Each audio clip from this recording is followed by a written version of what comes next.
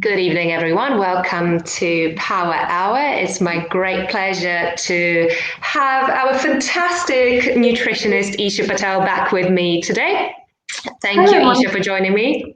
You're welcome. Thank you for having me. Thank you. And it's a little bit of a tricky one today, isn't it? We're going to tackle hypermobility, which many of us may have heard. You may have heard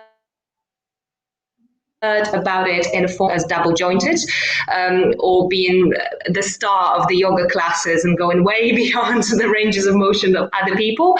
And it's a tricky condition because for many people, joint hypermobility syndrome is just that, is being able to go a little bit further than the normal or what's considered normal natural ranges of motions for the joint.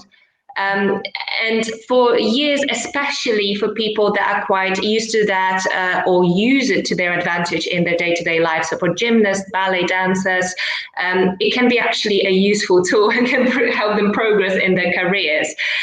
So that's the happy side of hypermobility. And then we obviously have the less hypermobility that often goes undiagnosed for years, where people have various different symptoms, not necessarily connected in an obvious way to flexible or over flexible joints. And that's where the situation gets a little bit more complicated. So today we're going to focus a little bit more on people that are experiencing various symptoms and discomfort associated with hypermobility. So some of those symptoms, Isha, naturally are physical. We can get joint pains due to the lax ligaments. People with hypermobility tend to be a little bit more prone to, especially if they're not having the appropriate and regular fitness routine and a physical activity that promotes that muscular tone and a better proprioception. Now, what many of us don't know or maybe don't associate with hypermobility is that it actually has some implications in the nutrition / the intestinal side of things. So today I want to start with that, and I want to ask you, what is the connection between the hypermobility and the gut health? So with hypermobility, some of the muscles aren't working as effectively, and that can cause digestive issues. And this means, the muscles are slowed down, so that digestion is slowed down. This will cause constipation, or if you're not actually having the right enzymes because the muscles and the gut just aren't working well, you can get things like leaky gut syndrome, IBS. You can get heartburn, GORD in some cases. So there's a whole umbrella of symptoms people can get just through hypermobility. And that can, in turn, actually cause things like food intolerances, which means people are cutting a lot of foods out of their diet. And it can become quite difficult, especially for like ballet dancers or the athletes that need to have so many foods to optimum their health and their program training. And you mentioned something that I don't know if all of our viewers will know what exactly that is. GORD. What is that? What does it do? It's literally, the increase of gas and stomach acids that are rising so high because we just don't have the muscles to push them down and keep them where they need to be, causing heartburn, acid reflux. Some people are able to regurgitate food straight back into their mouth because it just feels like it's stuck in their throat. So it's quite a nasty condition that a lot of people, finally, lots of people that have celiac have GORD. So it's quite connected. And it's interesting that you say that, because in our career and in our studio, the people that we see with hypermobility very often have quite a lot of gastrointestinal dysfunction or discomfort at the very least. Very often, as you say, connected to the heartburn, it stops them actually from going to the inverted positions or spending too much time leaning forward. It disrupts their sleep as well, naturally, because of the laying down position. So can we do anything from the nutritional standpoint to actually help people, whether cure or manage the symptoms? Yeah, absolutely. So what we do, to kind of ease the heartburn and the acid reflux, we look at the trigger foods first thing. So there might be nightshades, aubergines, tomatoes that are quite acidic and can trigger the heartburn. We also try and eliminate fried foods, processed foods, lots of spicy foods, just to kind of keep acid levels at bay. And then we supplement. So we can recommend people to take ginger tea or peppermint tea. Licorice root is actually really good. And there's also something called marshmallow, which is not your typical marshmallow. Oh no. Yeah, so you can take that in the form of a tea, and that just really helps to settle the stomach acid levels. Mm-hmm. And naturally, I imagine, as with any cases of heartburn, stress probably is not our greatest friend, is it? Yeah. So how important is it to manage the stress levels, ensure that we have that healthy life-work balance and don't kind of live on a high end of the energy levels every single day? I feel like stress is literally up there with like diet and exercise and so many things now, just because of the hormone that it secretes, cortisol, and the role cortisol has on our body. So cortisol can actually impair digestion, where it slows everything down. You can either become really constipated, or you can have, diarrhea, and it can be either or in quite extreme situations. This leads to a lack of nutrients being absorbed. Having so many or such high acid levels actually wears and tears your gut lining. You can get intestinal permeability, also known as leaky gut syndrome. So you're not actually absorbing any nutrients from the food. It's just going straight through you. So hypermobility, acid levels can cause so many things. It sounds like it. And we know that there's a huge genetical factor and a risk with developing hypermobility. And we know that it's related to the collagen structures. Is there anything from the nutritional standpoint that can be done with or can help managing that from the collagen side? So yeah, we can enhance collagen in many ways. So through the diet, lots of protein. Also bone broths are really good. So you can have bone broths of any meat or even vegetables. You can add collagen like beef gelatin to it. And there's also supplements. So trying to add butter to your coffee, adding ghee, things that are healthy fats, which also have small collagen structures. Anything that's going to build and repair, that's excellent. And that also helps with the leaky gut syndrome, because it repairs the gut lining as well. And I think it's very important that we mention that side, because I think it's very, especially when we get the diagnosis of hypermobility syndrome, which very often happens, years down the line after years of experiencing quite conflicting symptoms day to day.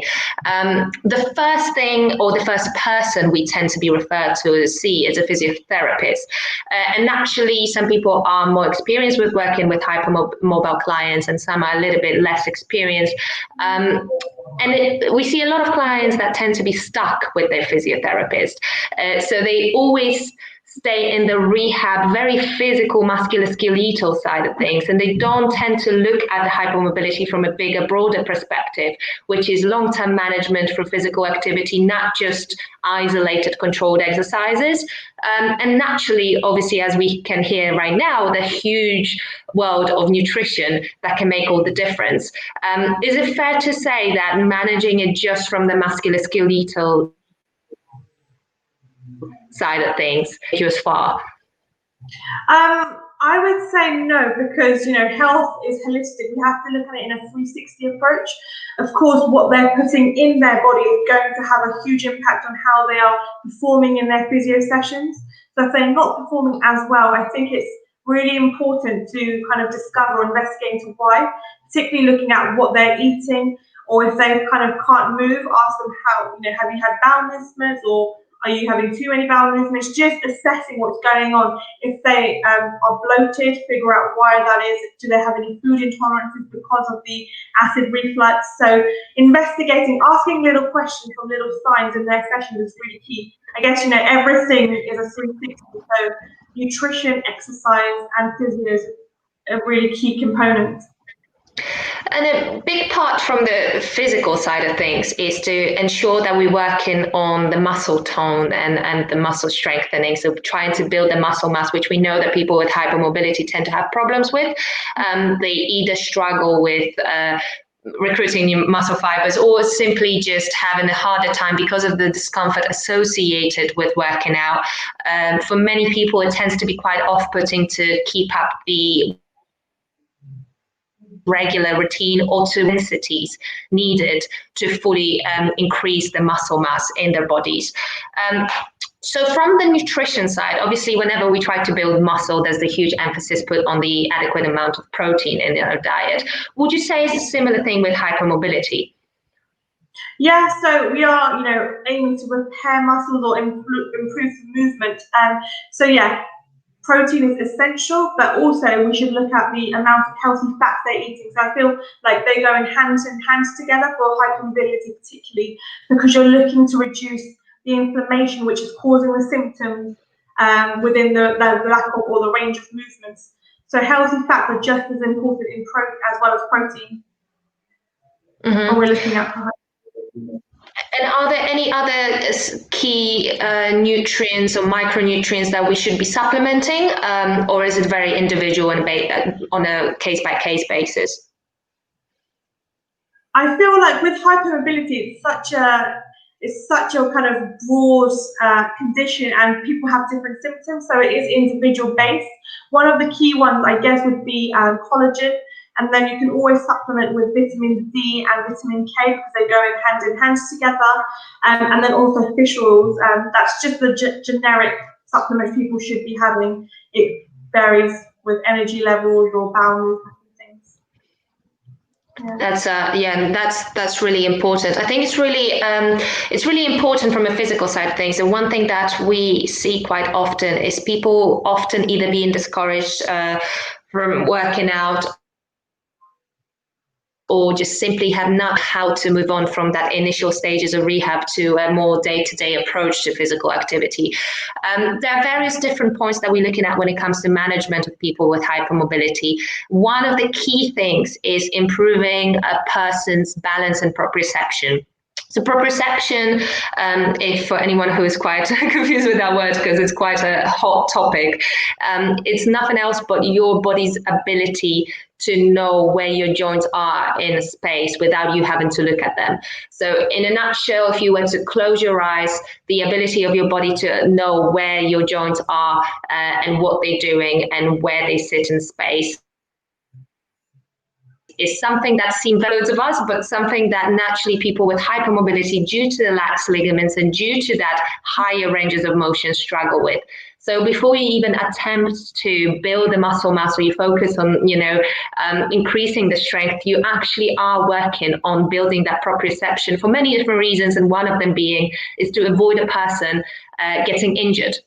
Another thing is obviously the more balance and proprioception you have, the more almost trustworthy your brain becomes and towards your body, and it allows you to more move up in your physical routine. So it's really important that we don't kind of jump and we don't straight away focus into those big movements that build our muscle, but we start with almost basic stuff, which is training our brain and our body to work together. And as I say, sometimes it's easier said than done. And obviously the second part of it is the muscular side of things, the joint stability most importantly. So once we obtained that basic level of proprioception, we are looking at incrementality. And what I mean by that, because again, majority of people will probably see, well, my muscles are stronger, my joints are more stable. Yes and no. So we're looking at a lot of exercises that are a little bit more isometric based. Isometric exercises are the exercises where we hold the positions for longer periods of time. And we're trying to engage them into a more of a controlled movement. So it's less dynamic, less slower, more controlled way of working. And a good example would be a plank hold. If we're looking at our core and upper body, another good example would be a wall sit for squats. So All of that on top of increasing the stability, engaging the little stabilizing muscles around our joints, also improve our proprioception. Being kind of holding a position for a longer period of time allows our brain to fully get all the information from our muscles about what they're doing, how they contract, and it all works together to improve that mind-body connection and make it safer for you to work out. So these two parts are key before you start working out and any kind of more intense regime, or try anything that, although may be beneficial, might be simply too much too soon. What is really important with hypermobility is that, and I'm sure you can relate to that with the nutrition, is that everyone is slightly different. It's quite a unique condition, and what may work for 25 people you've met before may simply not work for the person that's right in front of you. Yeah. So it's really important that you don't read too much about it. You seek an individual professional help and look at your condition beyond the physiotherapy, which obviously is needed and really beneficial, but it's not something that you should be continuing for the rest of your life. It's there to help you, to then move you up to a more lifestyle-based management ways of dealing with your hypermobility.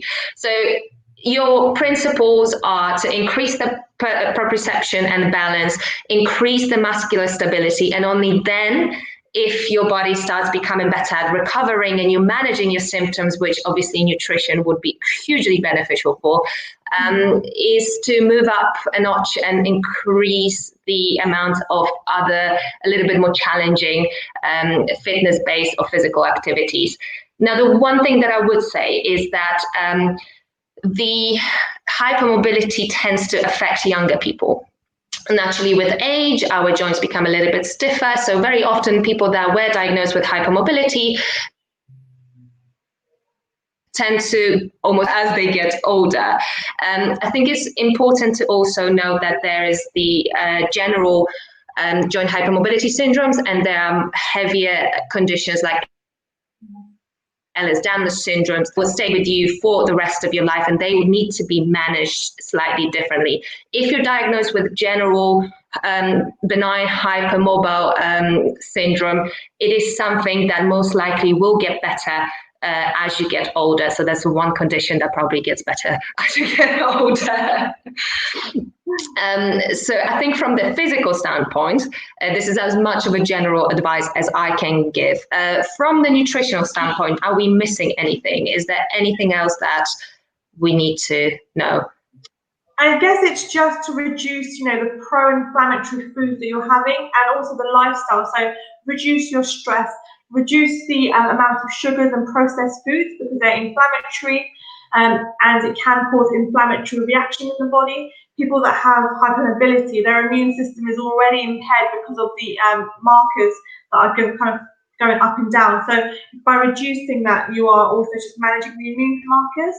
Avoid refined carbohydrates, eating lots of antioxidant foods, so lots of leafy greens, some grains, like ancient grains are great because they're gluten-free, and also some pulses is good. So I always say to have 2 cups a day of beans or pulses if you are going to do that. And then include probiotics in your diet. So they're found in lots of different foods. You can actually ferment your own vegetables, or can have kimchi, sauerkraut, kefir, asparagus, bananas. A big list of those foods, but just helping to keep your gut healthy, enriching the things with the good foods.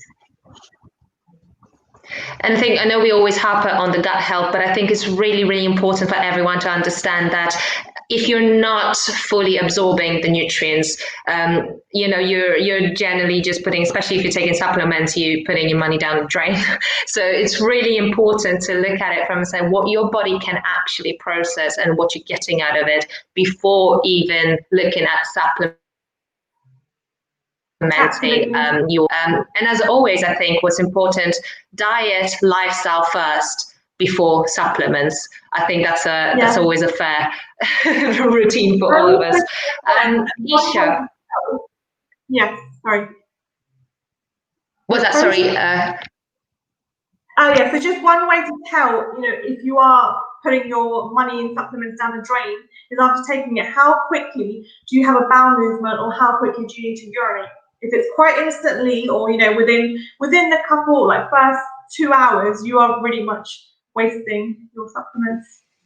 They're not absorbing in the body, so that's one way to tell. That's really interesting, because probably there's a lot of people thinking that if it goes that quickly, that's a good sign. The metabolism is fast. There you go. You heard it. You heard it here first. Thank you, Isha. That's really brilliant. Guys, if you have any other questions in regards to hypermobility, please feel free to leave it in the comment section below. That's it for us tonight. Thank you so much, and see you next week. Take care.